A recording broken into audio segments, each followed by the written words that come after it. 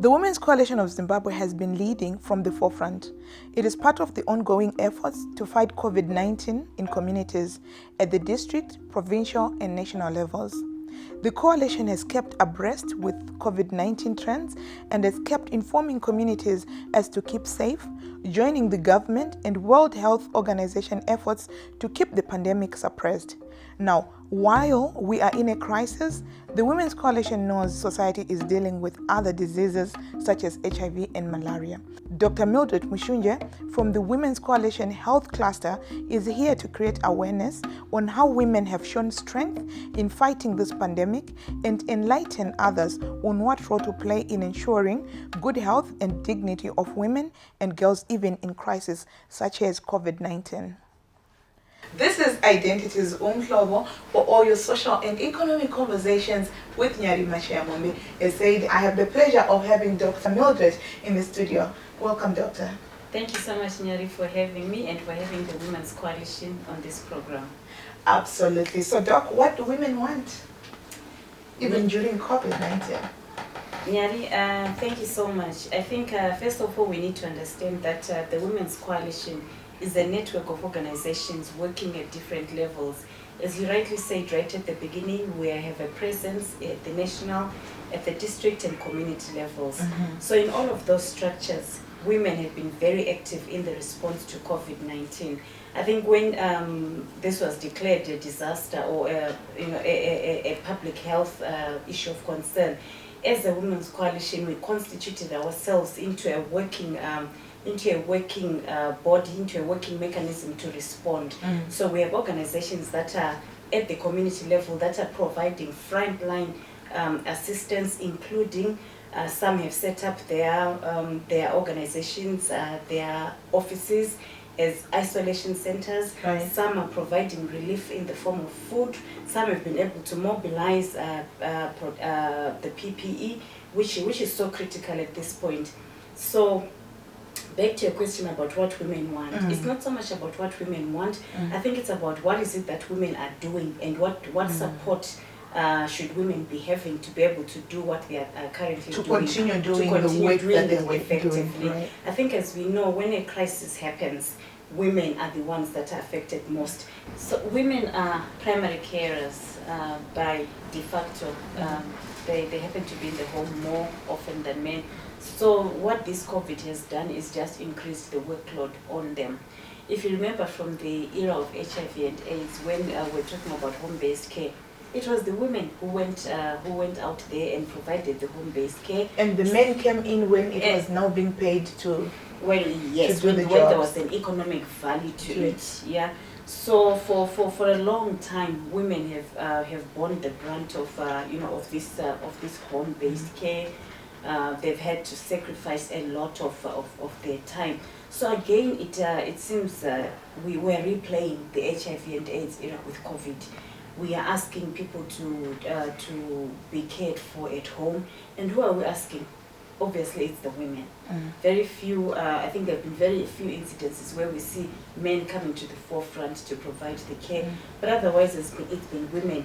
And what So would it be okay? Please go ahead. So what we're asking for is that we need to be supported with the necessary equipment. Yeah, we need to benefit from whatever resources are available at national level. So women's organizations that are providing this support, that are at the forefront of fighting the COVID-19 pandemic, have to be supported financially. A lot of the organizations are subsidizing the government in a way because they are providing for supported assistance, they are providing for social protection, which should ideally be borne by government through various ministries, whether it's social welfare.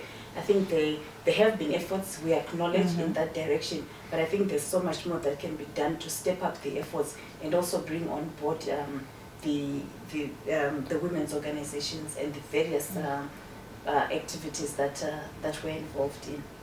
Well, that's so much. I mean, to acknowledge the fact that whatever NGOs or civil society does is really in direct complementing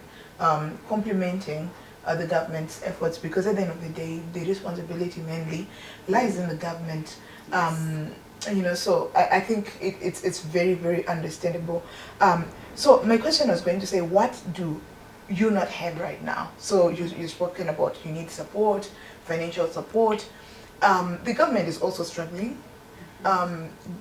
Donor funding that was meant earmarked for Zimbabwe, I mean for the global south especially, countries have had to relook inward. I know a lot of international donors have been actually saying we need to look inward. So for example, money that was earmarked for the normal development work is now being kind of retracted or redirected inwards, because the pandemic has affected everybody from the West, Europe.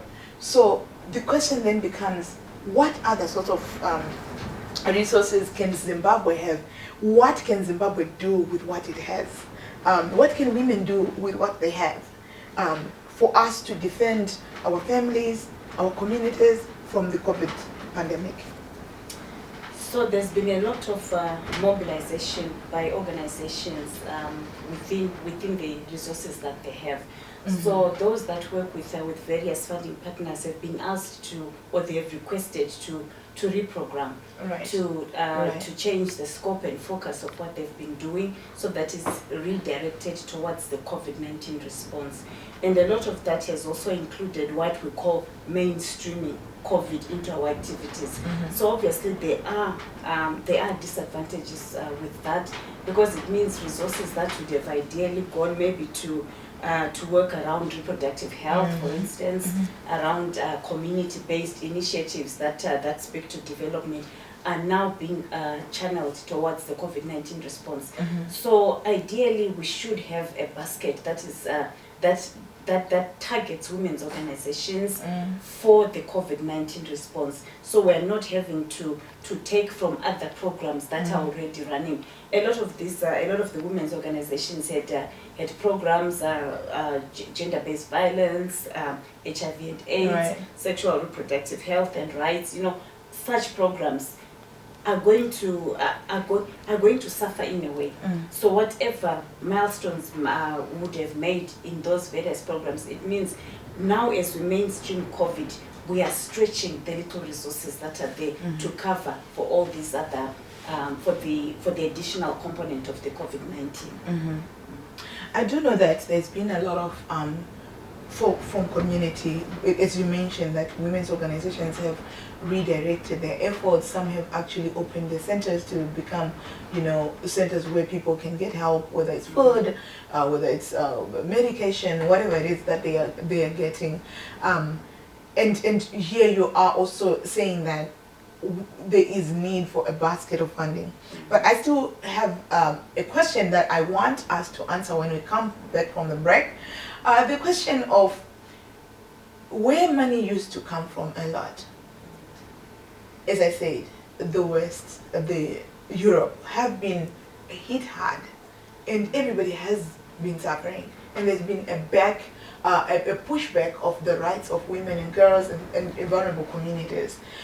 Where practically do we think that money is going to come from to fund our work? Are there other means that we can adopt as people, Junana Nimbe, or things like that, that communities in Zimbabwe could adopt to be able to come up with solutions that don't need money necessarily? So do not go away, stay with us. We are back in a moment.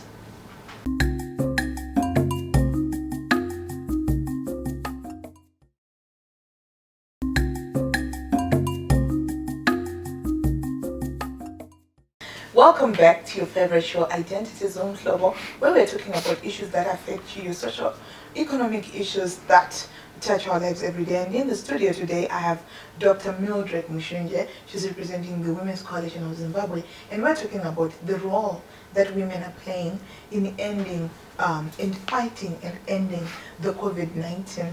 And pretty much, I think I had asked you questions to say, what is in our hands? What can we do as people? Are we saying our existence only functions when we put that basket of money from the outside, when the outside is now looking inside? And they're saying, you are no longer married because our people are also dying. So Nyari, that is a very hard question, because if the moment you say let's look inward, for me inward means we're looking again at the women and we're saying, women, you need to do more, because this is what inward looking is tends. So you feel like the moment we say inward, we are pressure on the woman again. You are saying here's additional work that you need to do. So I'm not discounting the fact that it's important that we look at what resources we have. But I think when we look inward, we need to go beyond the woman and say what else is there that surrounds her, that can support her, so that she's able to do A, B, C, but everybody else participates. Right now we've had the, amongst ourselves as a health cluster, we've been talking about what COVID-19 has done. We see a lot of an increase in gender-based violence. We see a lot of food insecurity because households have lost livelihoods, so they're not able to purchase food. They're not able to buy the basic necessities that they would have been able to do. And if there's no income within the household, it means as a woman you need to then look outside and be the one to provide for the food, because you are the primary provider of the food security. So Nyari, I think the issue of what it is that can be done, I think just in addition to the whole issue about food security that I've talked about, I think now we see with the COVID, we see a lot of gender-based violence. There's been a huge increase in that, and I think that has been proven beyond reasonable doubt that there are more cases of gender-based violence within communities. I think we need to see the participation of households, of even institutions that are run by government, being able to house women who have suffered. We need to go beyond this idea that you stomach gender-based violence on your own in your household. You stay there. Right now, we need communities to be talking about it. We need communities to be questioning and actually saying it's not right, and supporting women to be able to speak about it. And then I think what is also important within the structures that we have is to see the participation of women in decision-making systems. Right. So this is at community, this is at district, this is at national level. Women have a wealth of experience in dealing with crisis. Right. They are knowledgeable and they are empowered in a lot of ways, but we need to see their presence within the different COVID response mechanisms. Okay, so you spoke about Sundara Mambo earlier on.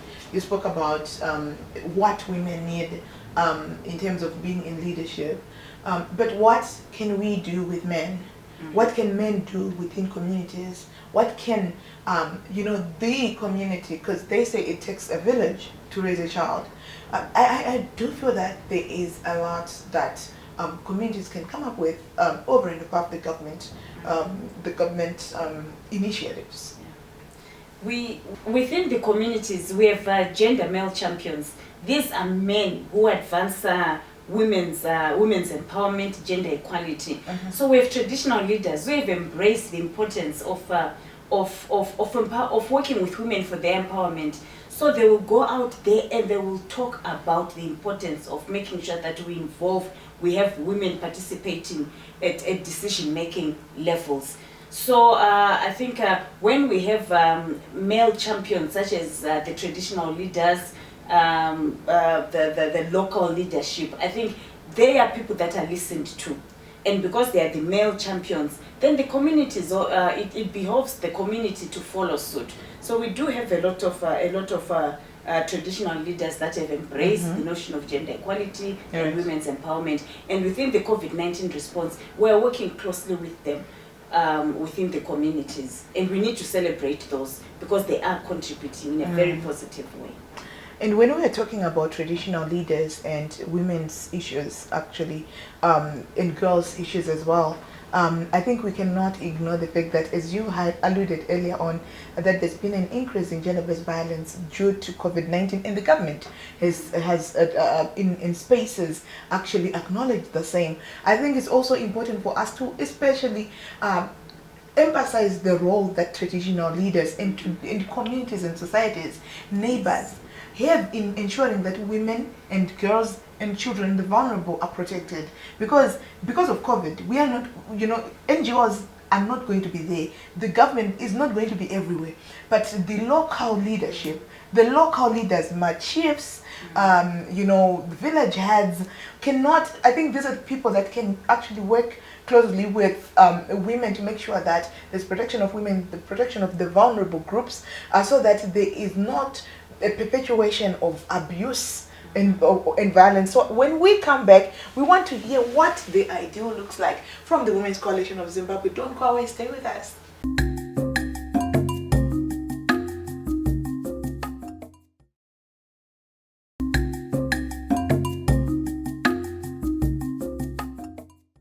Hello and welcome back to your favorite show, Identities, Umhlobo. But today we're talking to Dr Mildred Mushunje about the impact that women are creating around COVID-19 and coming up with solutions that are stopping or suppressing the spread of COVID-19.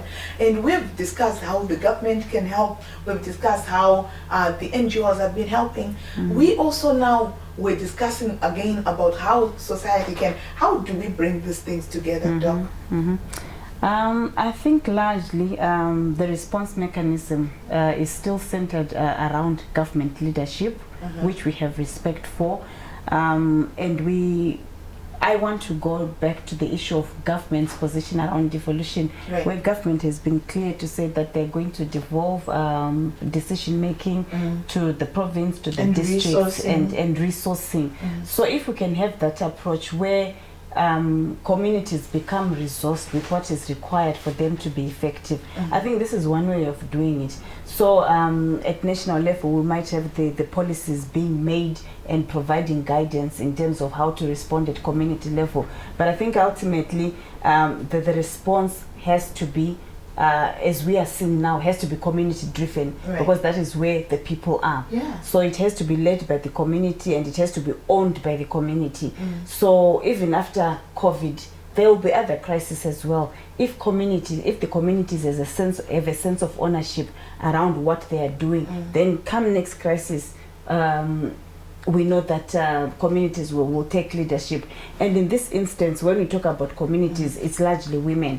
So once women are resourced and are able to, to function, I think effectively, efficiently, because they have the resources that they need, then I think we have the kind of ownership and leadership that we want. And for you, looking at what's been happening, and what, just building from where you've ended to say, when women have resources or support that they need, they are more likely to take things forward and to make sure that communities and families are supported. What role can men play in all this? Men have a critical role to play because they, I think, they have the capacity and the ability to influence, to make decisions. So I think it's important that women are making decisions. Women are making decisions, but I think when you look at the household level, like incidences of gender-based violence, a man can decide not to be violent. So those are the kind of that's the kind of participation that we want men to take. So they need to make conscious decisions to be supportive in this environment. So where we have cases of gender-based violence is because somebody has made a decision to be violent. So we want to see men being the positive role images, and desisting from violence. We want men to be co-creators of the response, and not just watching from the terraces and leaving the burden to women. So even the care, the home-based care that we continue to talk about, men should also have a responsibility to be part of that. Providing the care. Women are currently taking the responsibility of homeschooling their kids, in addition to all the other. I do have a few friends as in male friends who teach their children, who are really taking that responsibility to teach their children. That is a great it's a great thing to hear. But it could also be a power issue. I'm the more educated one, so I know better. You know, but amuzoshaye chakanaka ere madzimai mukati tikadzidzisa vana vedu makuti inyaya kuti tinoda kushowa off tikaregedza moti mukuti regerera. So Nyari, so which is why I'm saying kuti, so we need the positive images. So we want to celebrate those men that are providing, that are doing homeschooling for their kids. And if we can have more of those, I think it is great. So I celebrate those men, and I say kudos to you, and let's continue doing it and be the role image within that community. And I think I also just want to then chime in and say there are also, I think the other time we had conversations with women's groups who were actually saying that when the tough gets going, men sometimes they just pick up their bags and leave. They leave energy. People are in lockdown, sometimes globally, even locally, there's been shrinking, which you alluded to, of resources, of livelihoods. And so it's so easy for some men to just walk away from families and make it the women's responsibility to make sure that the kids have been fed, they've been clothed, and now you're talking about education. So I think we can definitely build from the role models of men who have stuck it up, who have stood with their families, who have provided, who have not been cowards to walk away. Because I think that when a man walks away from a family, from a responsibility, that's cowardly, that's being a coward. So I think, like you're saying, we need to celebrate that. But also it's important for, I think, in my opinion, for men to realize that when you are feeding your children, when you're educating your child, when you're taking time to spend with your children and do these chores, you're not doing a woman a favor. No. You are not. You are looking after your family, because it takes two to tango. You're taking your responsibility Absolutely. head on. Right. Yes. Right. And so in closing, Dr. Mildred, what do you want to say? So you just bring something which is interesting, that in as much as we're celebrating, it's like saying you are rewarding somebody for doing something that they should be doing anyway, already. yes. So I think this is a joint responsibility for men, women, girls and boys. It's everyone's responsibility to make sure that our COVID response encompasses the different skills that women, men have, the different expertise and the different capacities, because this requires I think concerted joint efforts. That was Dr. Mildred Mushunje from the Women's Coalition, letting us know the efforts that women have put in making sure that COVID is sustained, but it's not a burden only for women. And we salute everybody who has done their part, including keeping safe, including wearing those masks, including keeping the social distance. Until next time, have a good one, people. Hey Umhlobo family, thank you for joining me today. Let's keep talking. Join our social media platforms and tell us how you're beating COVID-19. Tell us your stories. What's happening in your communities? Is everything okay? Reach us on our WhatsApp numbers, text numbers, Facebook, Twitter, Instagram, YouTube channels. Tell us about the good, the ugly, the funny, the talents, the skills you developed during this time. For families or couples, tell us the most funny or unbelievable thing you learned about your partner or your child or your family. You may find yourself on our TV show the next time, or you may win a cool prize from us if we like your story. Remember, write in proper spellings. No shorthand accepted. Ciao!